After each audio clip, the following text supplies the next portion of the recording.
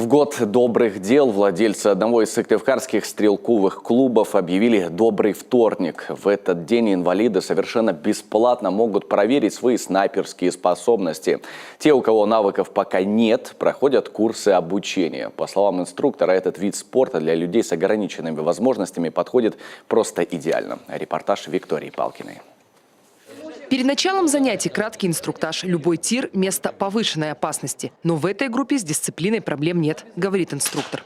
Все сюда приходят заинтересованные не только в результате, но и в развитии личностных каких-то качеств, и физических, и психологических, да. Поэтому проблем у меня лично, проблем в занятии в этой группе нету совершенно никаких. Я, наоборот, очень рада, и мне очень приятно заниматься с этими людьми. Занятия идут не первую неделю, и многие держат винтовку уже вполне уверенно. Есть у спортсменов и неплохие результаты. И все же работать еще есть над чем, признаются сами стрелки. Плюсами данного вида спорта является, что он не требует специальной физподготовки. Им могут заниматься дети уже от 6 лет. Также люди с ограниченными возможностями к нам приходят и без проблем справляются с любыми задачами. Стоя, сидя, стреляют. В этот стрелковый клуб дорога открыта всем. На объект могут попасть даже колясочники. В Ижеве у нас нет вообще ничего, и поэтому проблема была.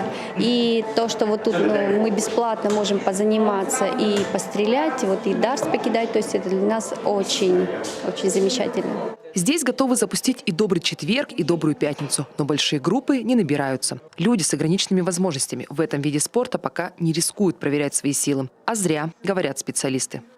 Как ни крути, везде всегда должен быть азарт. И когда человек достигает определенных высот, соответственно, это должно вознаграждаться. Вот мы, конечно же, к этому стремимся, поэтому и хотелось бы призвать всех людей, скажем, кто, может быть, стесняется, да, там, либо ввиду каких-то причин боится, соответственно, не надо бояться, приходите, тренируйтесь совершенно бесплатно, соответственно, надо этим пользоваться. Впрочем, для организации даже самого скромного турнира одного энтузиазма не хватит. А потому авторы идеи намерены подать документы на получение гранта, чтобы среда вокруг людей с ограниченными возможностями была доступной и с точки зрения спорта. Виктория Палкина, Константин Куратов, Олег Жуковский, телеканал Юрган, Сыктывкар.